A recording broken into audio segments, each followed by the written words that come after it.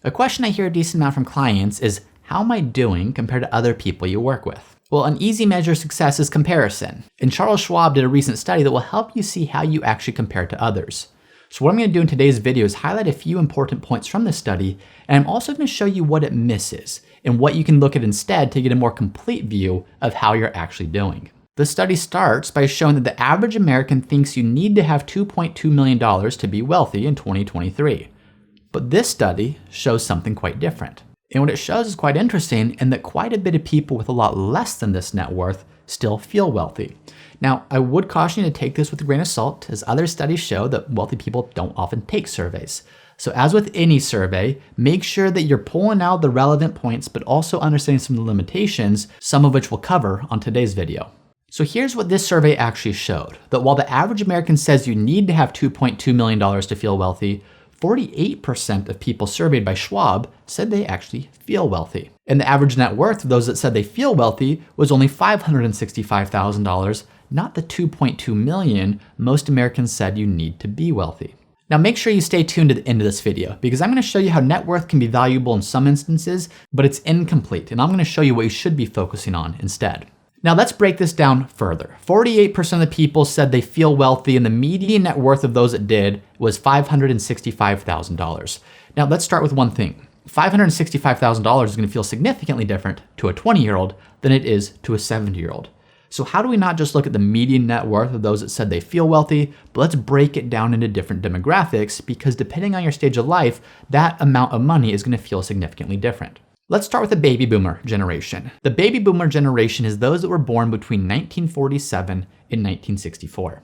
And the average net worth of the baby boomers who said that they feel wealthy was $692,000. So not significantly more, but still definitely more than the median net worth of those that feel wealthy in general, which again makes sense. Baby boomers are going to be older than those who are in their 20s and 30s and 40s, so it's going to require more of a net worth to feel wealthy at those ages. Now here's one interesting thing to note, and something I really liked about the survey, is that those who were asked about feeling wealthy, they were asked to describe that and put that in words, and many of those words didn't really have anything to do with finances. When asked to describe wealth in their own words, people said things like having a fulfilling personal life, enjoying experiences, being generous with loved ones, things that absolutely contribute to quality of life, but don't necessarily translate into something that can be boiled down to a net worth.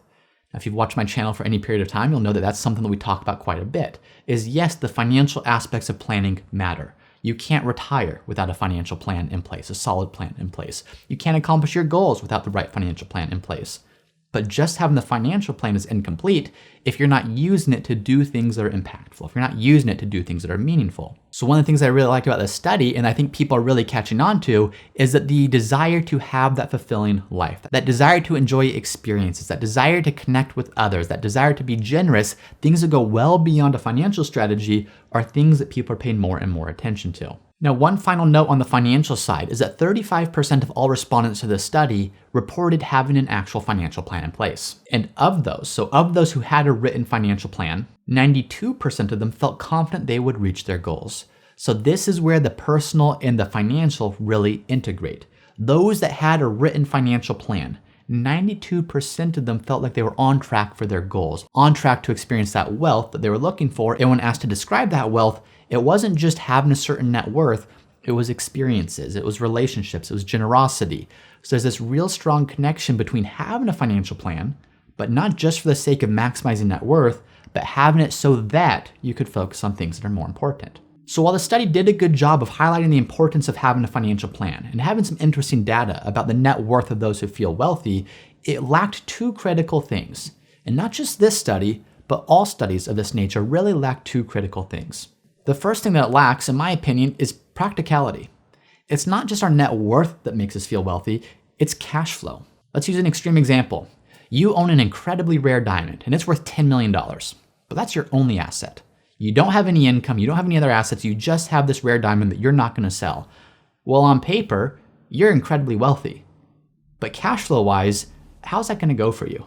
If you don't have income, if you don't have other assets to live on, it doesn't matter what your net worth is, you're not going to be able to enjoy life. You're not going to be able to experience things, because really the net worth is important, but only to the extent that it allows us to create cash flow to support the life we want to live. Now on the flip side, let's look at a hypothetical couple that has a net worth of 0. They have no assets, no savings, no checking, no home, but they both have strong Social Security benefits. They both have strong pensions. Now, it would probably be good for them to have a little bit in the bank or a little bit in investments, but if they have cash flow coming in, they're probably able to pay their bills. They're probably able to travel. They're probably able to do the things they want to do. So yes, net worth is important, but again, if that net worth doesn't translate into cash flow, it might not be that important. So look at net worth, but also look at cash flow, your ability to have income coming in to do the things you want to do. This Schwab study, along with most studies, doesn't really look at that. That's a harder thing to track. Net worth is fairly easy. You look at your assets and you report what you have. Cash flow requires knowing your numbers a little bit more. What income can you create? What are your expenses? So for that reason, it's not typically tracked, but I'd argue it's far more important for those of you looking to retire and fund your lifestyle, because that's ultimately, that being cash flow, is going to be what allows you to do those things.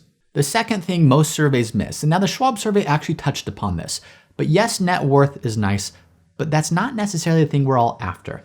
Met plenty of people who have significant net worths that are totally miserable.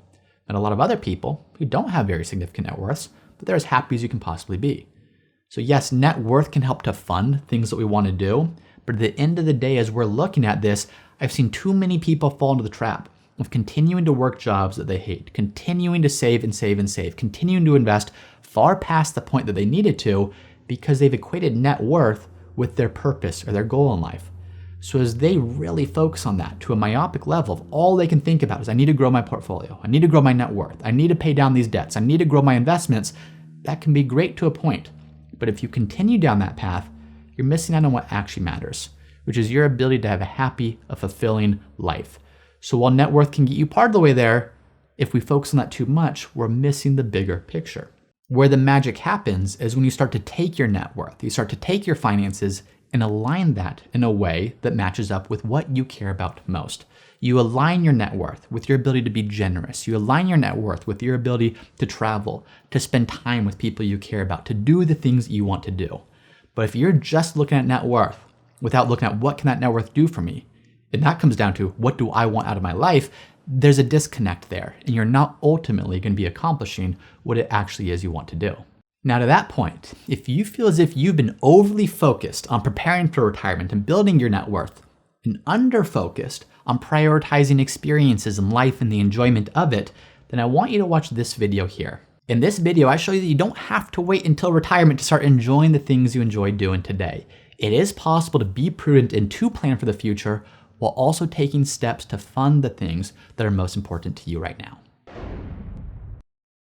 Once again, I'm James Knoll, founder of Root Financial, and if you're interested in seeing how we help our clients at Root Financial get the most out of life with their money, be sure to visit us at www.rootfinancialpartners.com.